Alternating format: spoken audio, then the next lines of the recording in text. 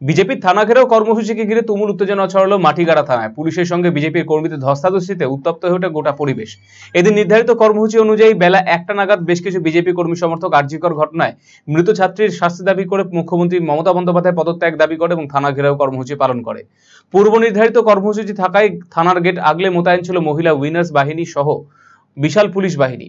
BJP কর্মীরা gate খোলাবার চেষ্টা করায় ধাক্কাধাক্কি ঠেলাঠেলি শুরু হয় পুলিশের সঙ্গে। ঢাল নিয়ে এগিয়ে যাওয়া পুলিশদের ঢাল কেড়ে নিয়ে ভেঙে ফেলার চেষ্টা করা হয়। পরে বিজেপির কর্মীরা পুলিশের বিরুদ্ধে প্রতিবাদ জানাতে থাকায় এবং থানার সামনে টায়ার জ্বালিয়ে রাজ্য সড়কের বেশ কিছুক্ষণ অবরোধ করে রাখে।